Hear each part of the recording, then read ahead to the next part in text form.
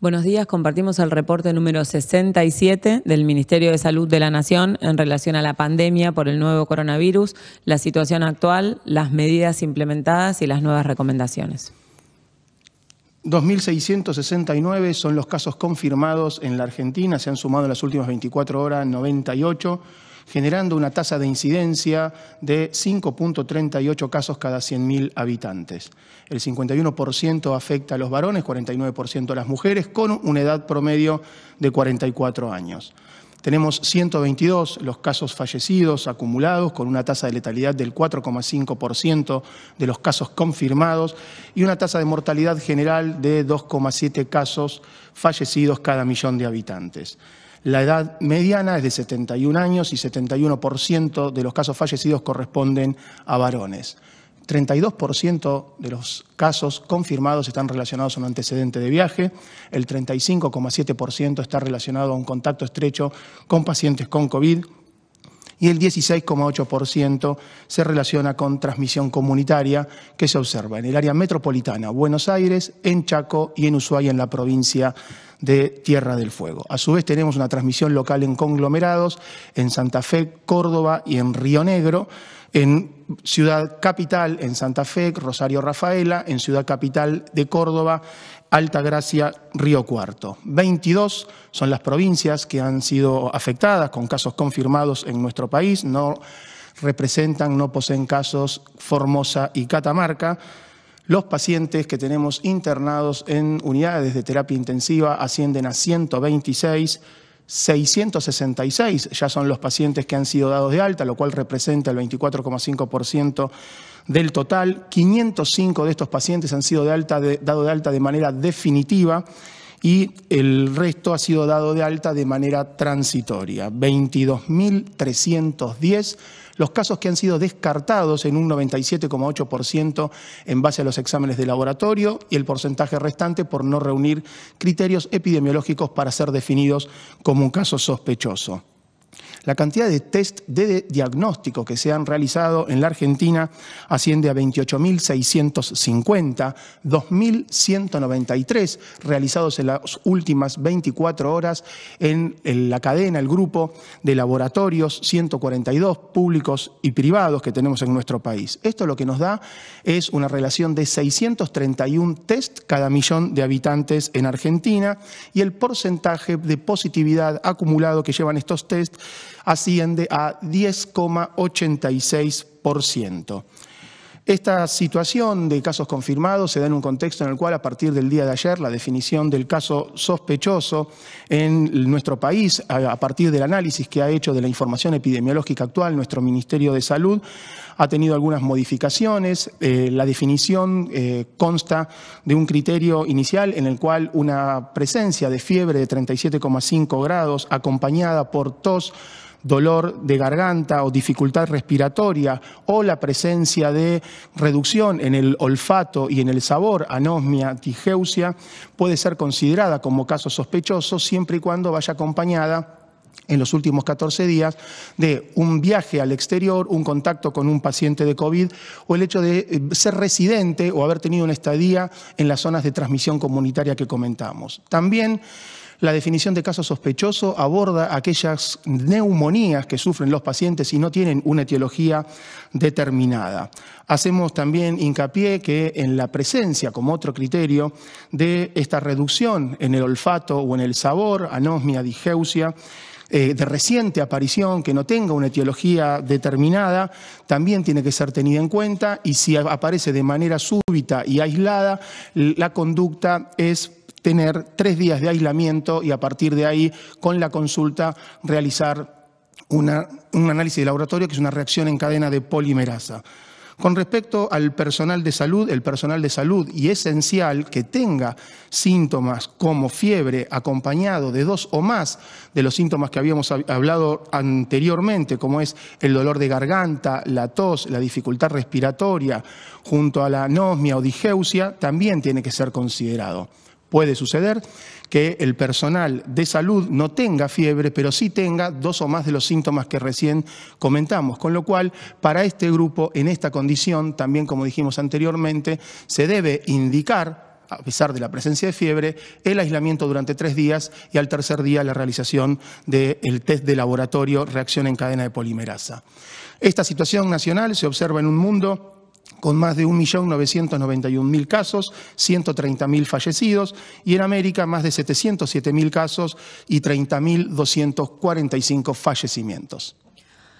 Seguimos con las camas de terapia ocupadas en forma estable, 126, aumentando el número de personas recuperadas, 666, y en el contexto de un aumento de la descentralización y del número de test por millón, que ya son 631 por millón de habitantes.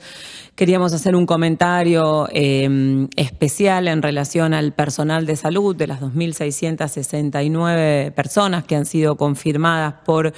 con coronavirus, 374 significan el 14% del total de los confirmados, entran dentro de la categoría trabajador de salud, personal de salud. De esos 374, 33% tienen un antecedente de viaje y en relación con las cadenas de transmisión en algunas instituciones de salud, esas investigaciones no se registran en conclusiones directas desde el sistema de vigilancia en salud, sino que la investigación es cualitativa y se están llevando adelante en varias provincias, en La Rioja, en Río Negro, en Ciudad de Buenos Aires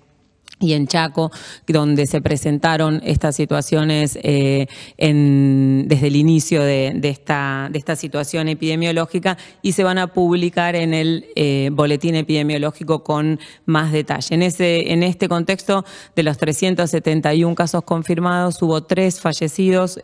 notificados como personal de salud en el sistema de vigilancia, uno en La Rioja, uno en Chaco y uno en Río Negro, y en las conclusiones en relación a esta investigación, a las conclusiones preliminares, se han observado cadenas de transmisión en distintas instituciones, y eso tiene como explicación que el equipo de salud, que los trabajadores y las trabajadoras de salud trabajan en diferentes instituciones, en diferentes sitios, en más de un sitio. La principal vía de transmisión, inclusive dentro del equipo de salud, es la horizontal. Eso significa que la transmisión es entre el personal de salud y no el 100% a partir de un paciente confirmado con COVID. Y hay otra información, que es un poco lo que venimos diciendo siempre, para el personal esencial, incluyendo a los trabajadores y las trabajadoras de salud, que al tener síntomas, si hay alguien que tiene alguno de los síntomas que puedan incluirse en la definición de caso, quedarse en casa, contactar al sistema de salud, pero no asistir al trabajo, porque hay personas que concurren a trabajar con síntomas, y esa es una situación de riesgo para iniciar la transmisión en cualquier lugar de trabajo, incluyendo los centros y las instituciones de salud. Entonces, como recomendaciones, fortalecer el cumplimiento del distanciamiento social y de las pautas de cuidado, tanto para el personal de salud, para el equipo de médico, enfermera, las personas que prestan cuidado a los pacientes, kinesiología y todo el equipo, como para todos los trabajadores de la institución, aunque no tengan contacto directo con los pacientes, y por supuesto por parte de la institución, las jurisdicciones y con apoyo del nivel nacional, fortalecer las recomendaciones de uso de equipo de protección personal en función de cada una de las actividades y los riesgos, y su uso adecuado es muy importante. En el marco de seguir brindando información a situaciones cotidianas y habituales en el marco de la pandemia, muchas consultas tenemos sobre este tema, y muchas personas que por ahí no se animan a consultar, y es por eso que en este reporte vamos a hablar de sexo seguro en tiempos de COVID. Bueno, como todos sabemos, a esta altura está bastante claro que el nuevo coronavirus se elimina a través de gotas que se producen cuando hablamos, cuando tosemos, cuando estornudamos.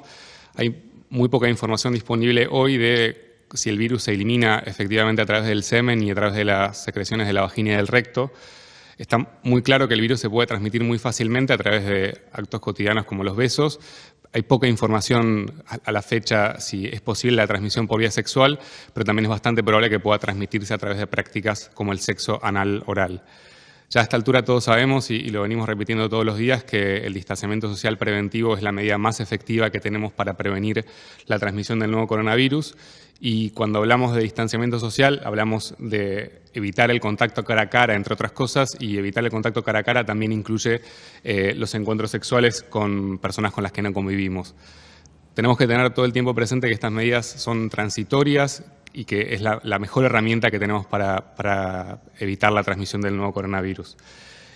Hay un montón de aplicaciones online para conocer personas, eso se puede seguir usando sin ningún problema, pero hay que entender que por el momento lo mejor es evitar conocer personas nuevas en persona y evitar encontrarnos con personas con las que no convivimos. Y en este escenario, herramientas que hoy tenemos disponibles como las videollamadas, el sexo virtual, el sexting, pueden ser una buena alternativa.